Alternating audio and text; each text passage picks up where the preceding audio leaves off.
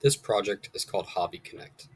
At the beginning of my project, my goal was to make a secure, user-friendly application that allows people from all over the world to connect. It allows people to make friends virtually, regardless of your ability to travel or meet new people. With a simple internet connection, Hobby Connect was built to make that easier. While doing this project, I learned the importance of scope. I was given one academic semester to complete the project.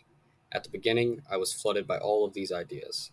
However, in the end, I limited my scope to a more realistic project that could still be delivered as a usable application. During this project, I was also able to gain more familiarity with scripting using shell files. I built scripts to automate the process of resetting and recreating a database. I was also able to understand the importance of a well-planned schema. You want to be able to connect and store data valuable to your application without a million tables. It is important to plan well and revise often. The third thing I learned was the importance of route security. You want to make sure your application is not vulnerable to a user simply inputting a URL to an internal page without logging in. So checking for a valid logged in user on every URL is key.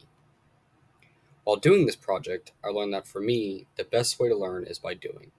I could take all day watching a YouTube tutorial on web development and still couldn't build a website.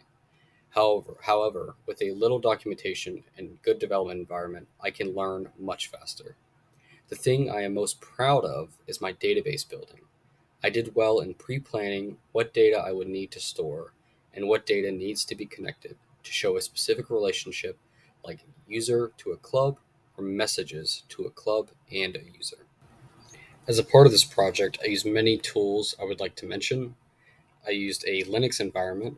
I used Python in combination with a web framework called Flask. I used JavaScript and a library called jQuery. I use HTML and CSS, as well as a CSS framework called Bootstrap, specifically Bootstrap 5. I used a relational database management system called MySQL. I used an ORM called PEEWEE.